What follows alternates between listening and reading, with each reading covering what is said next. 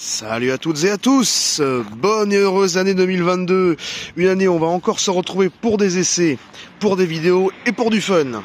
Et pour célébrer cette nouvelle année, on l'espère, moins riche en Covid et en contamination, une petite exam GTO. Et j'ai même envie de dire, mieux vaut tard que jamais, ou vieux motard que jamais, comme dirait l'autre.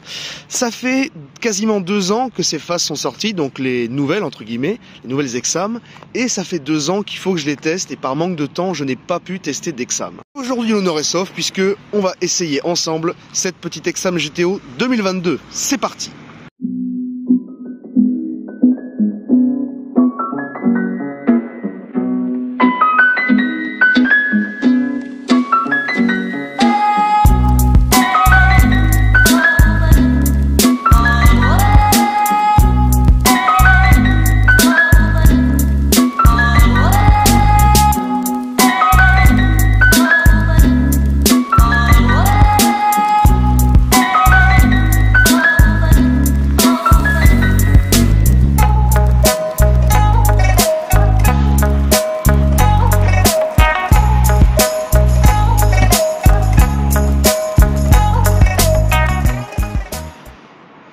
Bien voilà, donc on se retrouve aujourd'hui pour ce petit tour esthétique premièrement dans la voiture. On va passer sur l'élément le plus frappant de la voiture, c'est-à-dire la face avant. Alors c'est un design signé Frédéric Leclerc, si je ne m'abuse. Et au niveau de l'avant, le moins qu'on puisse dire, c'est qu'il y a beaucoup d'agressivité. On a notamment ici 4 belles lignes de style qui servent à donner un côté au capot un peu galbé, etc. pour bien rappeler un esprit sportif. On a ici une petite calandre qui englobe toute la voiture en comptant les phares. On voit pas trop de distinction entre ça, donc c'est plutôt intéressant. On a la calandre qui justement elle est toute droite et le nez qui s'aplatit exactement comme les voitures modernes en fait. Des entrées d'air de partout, ici on peut même distinguer le radiateur de la voiture, les petits feux de jour, le logo Exam dont l'implantation est quand même pas mal ici. Il est pas énorme, il est pas trop gros, mais ça va. Comme dit précédemment, les feux de jour, il n'y a pas d'anti-brouillard cette version. Voilà ce que ça donne éteint et voilà ce que ça donne allumé. Alors ce sont des ampoules ici traditionnelles, idem pour le clignotant et ici pour les feux de jour ce sont des feux à LED comme vous pouvez le voir. Et on a petite touche de design, là je vous l'entourer si on ne le voit pas, mais il y a un petit logo Exam dans le phare, ce qui est plutôt pas mal. On a quand même une inspiration très Matrix LED, très germanique, très audisien on va dire. Ici la petite calandre en nid d'abeille. Les mecs, vous aurez beau dire que c'est pas le cas, ça c'est un nid d'abeille. Côté de la voiture, on retrouve notamment les jantes qui sont des jantes en 16 avec des pneus taille basse. Alors c'est les jantes GT comme ils appellent ça. On voit bien que les pneus sont très très fins. Et la direction de la voiture est quand même assez bonne puisqu'on a, comme vous pouvez le constater, du carrossage à l'avant. Le carrossage, pour ceux qui ne connaissent pas, c'est tout simplement la légère inclinaison dans ce sens que peuvent avoir les jantes et ça aide à notamment à avoir une bonne tenue de route et avoir une tenue de route sportive. Les freins à disque à l'avant avec les étriers bleus, c'est pas mal. Un bas de caisse noir. Ici, c'est assez simple, on a quand même 2 lignes de style, une ici, une là, mais qui sont exactement les mêmes que les autres modèles de la marque Exam. Enfin, on passe sur l'arrière. L'arrière qui n'a pas changé depuis 2017, si je dis pas de bêtises. On a ici 2 petites sorties d'air qui sont factices, qui servent juste à la décoration.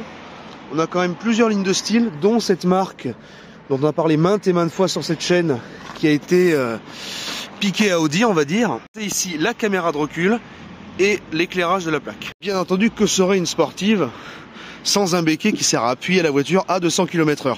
Moi j'aime bien ce béquet.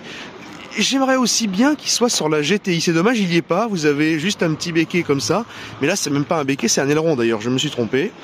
Donc vous allez me dire c'est purement cosmétique, oui, mais après il y a beaucoup de voitures sportives qui sont utilisées avec beaucoup d'éléments cosmétiques également, qui sont construites avec beaucoup d'éléments cosmétiques également, pardon. Et enfin, le diffuseur, voilà, et la double sortie d'échappement qui est une sortie d'échappement factice. Petit logo GTO, juste ici. Et les petites lignes noires ici pour nous rappeler un esprit Gordini qui change sur le haut en blanc, comme ça ça nous fait un petit contraste sympathique. Et donc voilà, il est donc temps de passer sur l'intérieur de la voiture. C'est parti!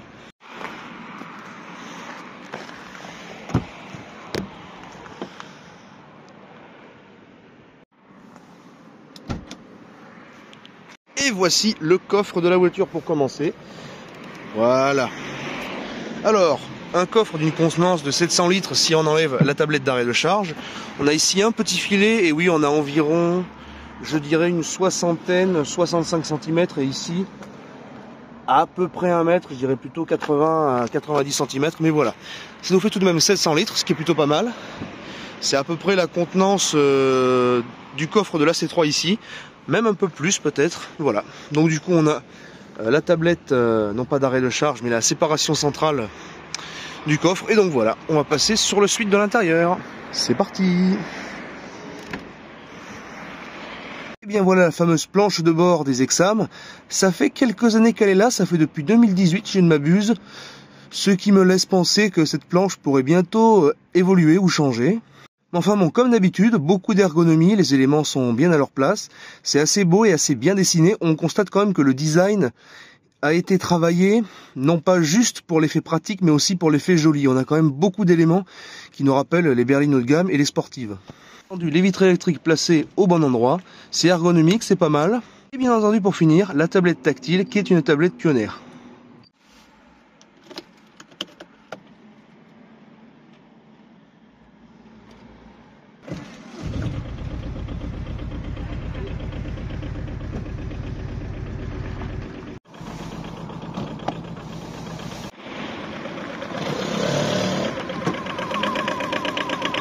Alors, on se retrouve en face du moteur Kubota Z482 Euro 4 qui équipe maintenant les Exam depuis un petit moment puisque les premières étaient montées en 2016.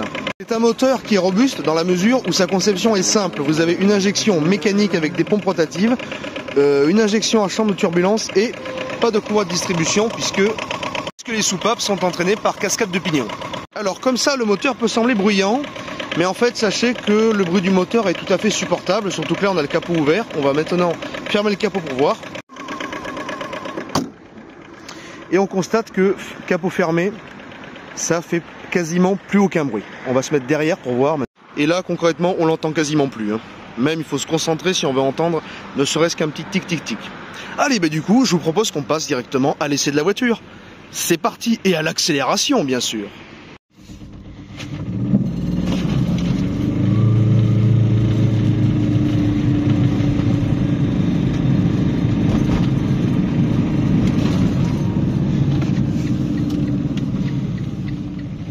Eh bien, on se retrouve à l'intérieur de cet Exam pour l'essai. Alors, il n'y aura pas d'essai sur route puisque la voiture n'est pas immatriculée. Donc, on va faire quelques tours sur le parking. Ça démarre pas trop mal. Bon, c'est pas transcendant comme d'habitude. Mais en tout cas, c'est pas horrible. La direction est un petit peu dure étant donné qu'on a les jantes de 16 pouces. Est-ce qu'on pourra faire demi-tour? Non.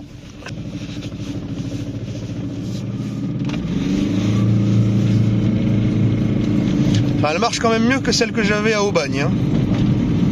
Ça c'est sûr. Si vous vous demandez de quoi je parle, allez voir un ancien live de James Roth du 13 où en fait on est tous les deux. Et voilà, on va faire un dernier petit passage et on va faire une conclusion. Allez, Drag Race, vous êtes prêts? Attention, 3, 2, 1. Hop là!